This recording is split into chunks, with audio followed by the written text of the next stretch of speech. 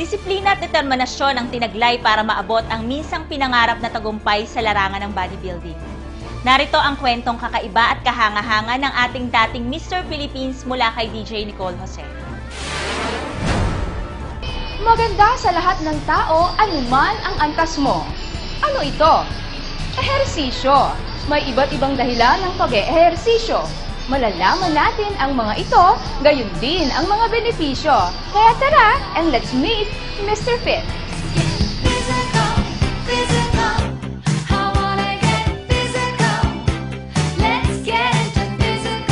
Kumonsulta sa mga professionals ang isa sa mga sikreto ng mahusay na workout. At perfect example dito, si Kuya Boy. Nung nanonood ako ng sine, ng movie, nakita ko si Steve Reeves, yung Hercules ba?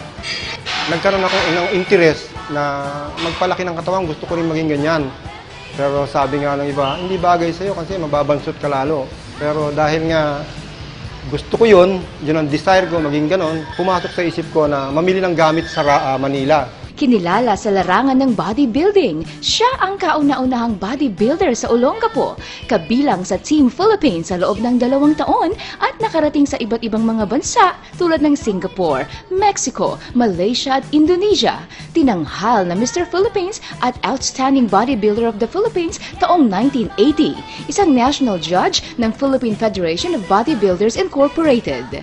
Ngayon, nanalo ako ng Mr. Olongapo. Tapos noon, sumali ako sa Manila, sa Meralco Theater. Nag-first runner-up ako. Noong 1979, sumali uli ako.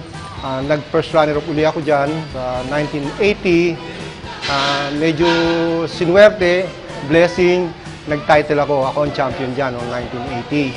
Kasi napili ako, selected ako ng International Federation of Bodybuilders. Napili ako na bigyan ng gold medal ni President Marcos. Siya si Ernesto Cruz. Ngayon ay 67 taong gulang na. Produkto ng Santa Rita Elementary School at St. Joseph's High School. Mahal ko ang bodybuilding eh. Kaya nga gusto ko ma-promote pa ng habang buhay ang bodybuilding. Kaya naroon yung respeto. Parang naging idol nila ako na gusto nilang maging gano'n. Someday, focus lang, determination, hard work, siyempre goal. Kasi gusto mo maging gano'n, kailangan mo yun. Discipline, napaka-importante ng discipline. Kasi discipline hindi lang ginagamit sa pag-iisayo, pati sa pagkain, di ba? Mas marami, more on fish, vegetable at saka fruits para ma-achieve natin yung gusto natin.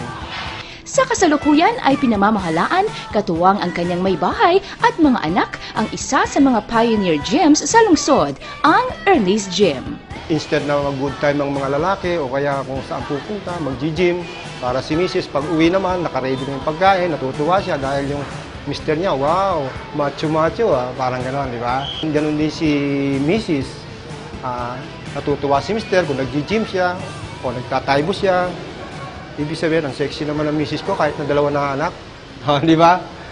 Ini-encourage ko lahat ang kabataan dito sa Olongapo, tatay, nanay, na ipagpatuloy nila ang pag-gym. At kung merong sapat na puhunan naman ng ibang nag-gym, bakit hindi naman sila magtayo ng gym para nang sa ganon, mas maraming kabataan ang mahikayat natin sa gym. Upang magbawas ng timbang o gumanda ang hubog, upang maging malakas, matatag, matibay at mapanatiling may laya ang mga kasukasuan, upang mabawasan ng ligalig, magkaroon ng mas mapayapang pagtulog o gumanda ang pakiramdam. Alin man dito ang dahilan, mapapansin nating halos sa lahat ng aspeto, dulot ng pag-ehersisyo ay positibo. Kaya maging fit and healthy, let's exercise daily. Para po sa Batang Gapo News TV, Kathleen, DJ Nicole Jose, nag-uulat.